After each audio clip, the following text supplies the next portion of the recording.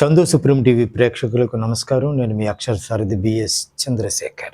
ఆయన వారసునిగా సినీ రంగంలోకి వచ్చిన నందమూరి బాలకృష్ణ గారి సినిమాలు కూడా మనం చూస్తున్నాం. బాలకృష్ణ గారి లేటెస్ట్ మూవీ ఎన్బికే 111 షూటింగ్ జరుగుతుంది.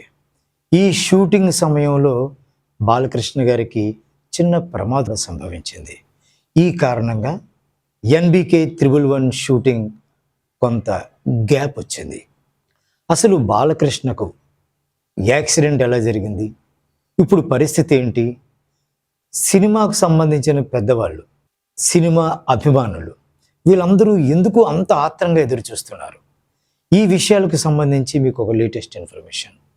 ఎన్బికే 111 సినిమాతో నందమూరి బాలకృష్ణ గారు ప్రతి సినిమాకు తను ఎంత కష్టపడతారో అనేది అందరికీ తెలిసిన విషయమే.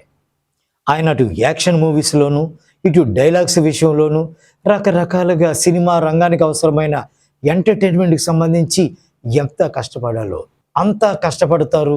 సెట్లో ప్రతి ఒక్కరికి వారి తండ్రి ఎన్టీఆర్ గారి లాగే బాలకృష్ణ గారు కూడా అంత సహకరిస్తారు అనేది ఒక టాక్.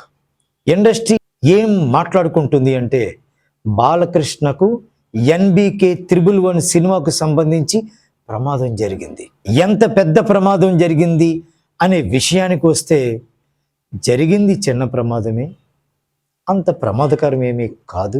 చిన్నపాటి సర్జరీ చేస్తే సరిపోతుంది అని వైద్య నిపుణులు చెప్పిన మాట. సినీ వర్గాలు కూడా బాలకృష్ణకు ఎలాంటి ప్రమాదం లేదని, త్వరలో ఆయన ఆత్మస్థైర్యంతో వీలైనంత త్వరగా కోలుకొని మళ్ళీ షూటింగ్కి వచ్చేస్తారు యథావిధిగాని సినీ వర్గాలు కూడా చెబుతున్నాయి. బాలకృష్ణ ఫ్యామిలీలో జూనియర్ ఎన్టీఆర్ మరి బాబాయికి సంబంధించి తన ఎక్స్ వేదికగా ఒక ప్రకటన చేశారు. అదేంటి అంటే, బాబాయ్ మీరు మళ్ళీ కోలుకోవాలి, త్వరగా మీ స్టైల్లో మీ ఫామ్లోకి ఉవ్వెత్తున ఎగసి పడాలి అని కోరుకున్నారు. బాలకృష్ణ త్వరగా కోలుకుంటారని, మళ్ళీ షూటింగ్లోకి వచ్చి మరిన్ని సినిమాలు యథావిధిగా చేస్తారని ఆశాజనకంగా అయితే మాట్లాడారు.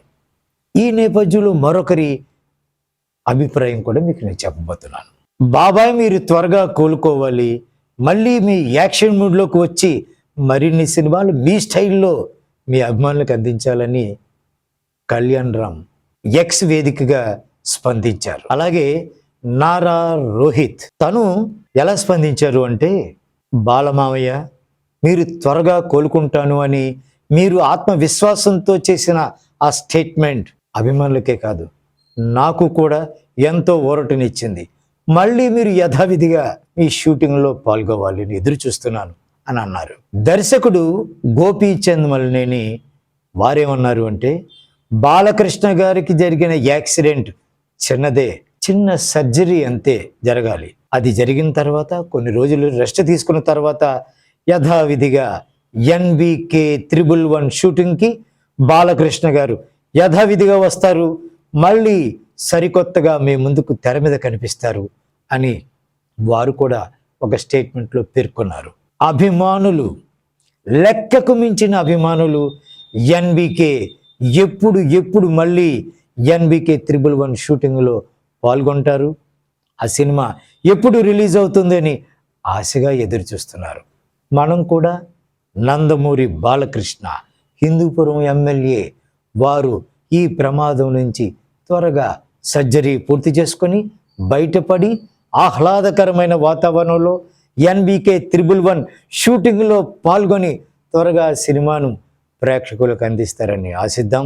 NBK all the very best, త్వరగా మీరు కోలుకోవాలి, సినీ ప్రపంచ అభిమానులకు మీరు ఊరటనిచ్చి ఉవ్విళ్ళూరే విధంగా మీ నటన వైదుష్యాన్ని పంచాలి.